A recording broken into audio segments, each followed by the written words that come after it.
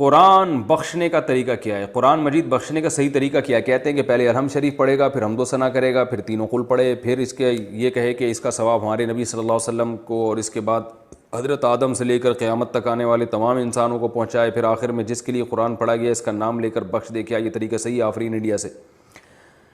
دیکھیں، قرآن بخشنے کا کوئی مخصوص طریقہ صحابہ سے ثابت نہیں ہے، صرف اتنا ثابت ہے کہ نبی صلی اللہ علیہ وسلم نے صدقہ کرنے کا حکم دیا ایک صحابیہ کو کہ وہ اپنی ماں کے لیے صدقہ کریں، تو اس سے علماء نے استدلال کیا کہ صدقہ بھی ایک نیکی ہے، تو کوئی بھی نیکی کسی کے لیے بھی کی جا سکتی ہے۔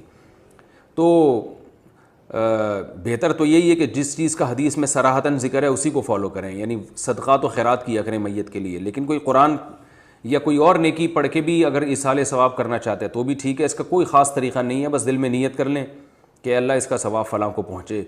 باقی یہ جو کہا جاتا ہے پہلے الحمد شریف پھر فلاں پھر یہ، اس کا کوئی ثبوت نہیں ہے۔ کوئی بھی نیکی کسی بھی طریقے سے کی جا سکتی ہے اور دل میں یہ دعا کی جا سکتی ہے اللہ اس کا ثواب فلاں کو پہنچا دے۔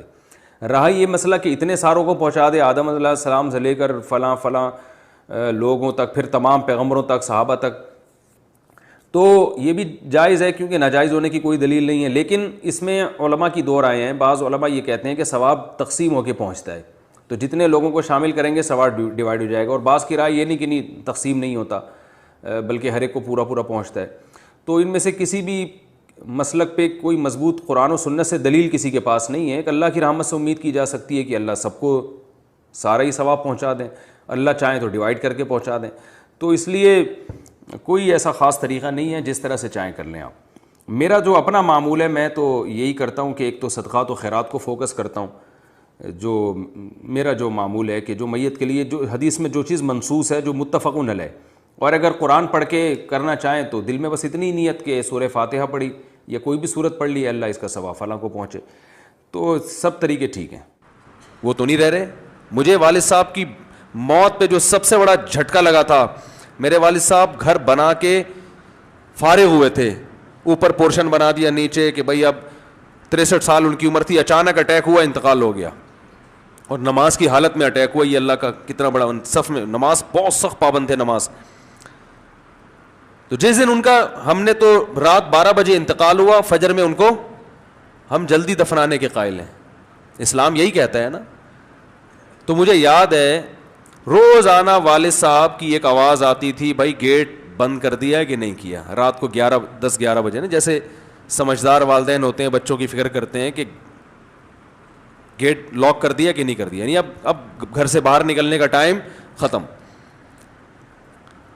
روزانہ وہ چیک کرتے تھے، نہیں ہوتا تو ڈانٹ پڑتی تھی۔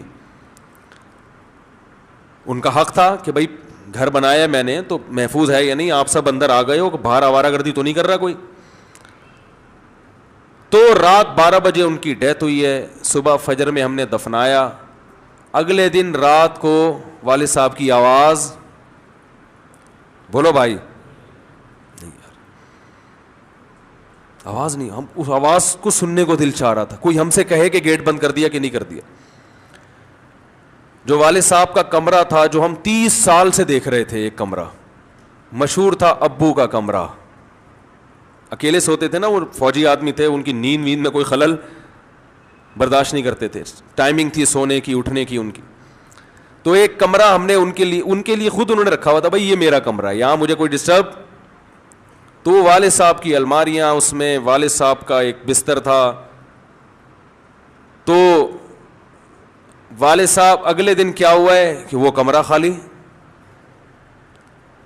تو جب ہم نے اس کمرے کی شفٹ وہ چینج کیا، اس کی سیٹنگ، تو یعنی ایک عجیب سی کیفیات تھی، وہ بیان کرنے کے قابل نہیں۔ انسان کو عبرت کے دنیا میں اللہ نے بہت سارے نمونے دکھائے ہیں۔ بھائی یہ کسی کا، یہ دنیا بڑی بے وفا ہے، خدا کی قسم، ایک سیکنڈ میں منہ پھیرتی ہے۔ یہ جس نے بنایا، جس نے انویسٹ کیا، ٹھیک ہے ان کی نیت یہ تھی ہمارے لیے نیت، لیکن اگر ایک آپ کے لیے اتنا ہے تو خود بھی تو رہنے کا حق بنتا ہے کہ نہیں بنتا؟ دنیا نہیں مانتی۔ زندگی سے بڑی بے وفا چیز دنیا میں اللہ نے پیدا نہیں کی ہے، اور یہ بار بار قرآن کہہ رہا ہے متاع الغرور، دھوکے کا گھر، دھوکے کا گھر، دھوکے کا گھر۔ بیماری کی وجہ سے آنکھ سے نکلنے والے پانی کا حکم۔ واصف بلال حیدرآباد انڈیا سے پوچھتے ہیں ہم نے سنا ہے کہ شعب چشم کی بیماری کی وجہ سے آنکھ سے جو پانی نکلتا ہے اس کی وجہ سے نماز نہیں ہوتی، اگر وہی پانی ہم رومال سے پونچھ کر جیب میں رکھ لیں تو کیا اس سے بھی نماز نہیں ہوتی؟ بھائی یہ غلط سنا ہے آپ نے، اس سے نماز پہ کوئی فرق نہیں پڑتا، پانی نکلتا ہو آپ نے پونچھ کے رومال جیب میں رکھ لیا تو اس سے کچھ فرق نہیں پڑتا، نماز ہو جائے گی۔ کاشف علی ہری پور سے پوچھتے ہیں محض ایصال ثواب کی غرض سے اپنے مرحوم والدین کا 40واں منانا یا برسی منانا اور اس میں قرآن شریف کا ختم کروانا اور دعا کروانا کیسا ہے، اس کا شرعی حکم بتا دیں۔ بھائی یہ بدعت عمل ہے، جائز نہیں ہے، شریعت میں جن چیزوں میں اجتماع نہیں ہے ان میں اجتماع ناجائز ہے۔ ایصال ثواب جیسے حدیث سے ثابت ہے کہ ایک خاتون نے کہا یا رسول اللہ میں صدقہ کرنا چاہتی ہوں اپنی ماں کے لیے، آپ نے فرمایا ٹھیک ہے، تو اس سے علماء نے استدلال کیا ہے کہ جب صدقہ جائز ہے تو کوئی بھی نیکی جائز ہے، کیونکہ احادیث میں تو جزیات کے ضمن میں اصول بیان کیے جاتے ہیں، لیکن اس میں کوئی کیفیت شریعت نے بیان نہیں کی ہے، تو اپنی طرف سے کیفیت لگا دینا، 40واں دن کر دینا، پھر اس میں اجتماع اور یہ سب چیزیں یہ شریعت پر زیادتی ہے، کیونکہ لوگ ان کو ثواب سمجھ کے ہی کرتے ہیں۔